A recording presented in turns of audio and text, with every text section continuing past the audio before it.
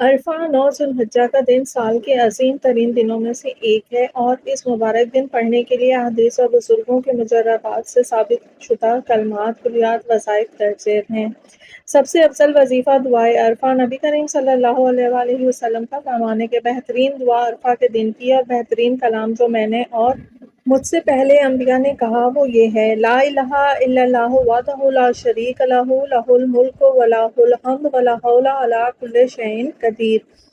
اللہ کے سوا کوئی معبود نہیں، وہ اکیلا ہے، اس کا کوئی شریک نہیں، اسی کی بادشاہی ہے اور اسی کے لیے تمام تعریفیں ہیں، اور وہ ہر چیز پر قادر ہے۔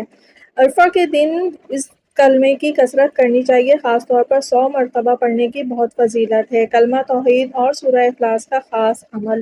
عرفہ کے دن مغرب سے پہلے کا وقت قبولیت دعا کے لیے بہت خاص ہوتا ہے۔ بہت سے علماء اور بزرگوں کا معمول رہا ہے کہ وہ اس دن درج ذیل کلمات پڑھتے ہیں: کلمہ توحید 100 مرتبہ، سورہ اخلاص، قل هو اللہ احد 100 مرتبہ، درود شریف 100 مرتبہ۔ افضل یہی کہ درود ابراہیمی پڑھا جائے۔ یہ پڑھ کر اپنے لیے، اپنے اپنے گھر والوں کے لیے اور پوری امت مسلمہ کے لیے خصوصاً مغرب سے بالکل پہلے خوب گڑ گڑا کر دعا کریں، کثرت سے استغفار اور تسبیح کریں۔ یہ دن جہنم سے آزادی اور مغفرت کا دن ہے، اس لیے چلتے پھرتے درج ذیل کلمات کی کثرت کریں: استغفر اللہ الذی لا الہ الا هو الحی القیوم واتوب الیہ، سبحان اللہ وبحمدہ، سبحان اللہ العظیم۔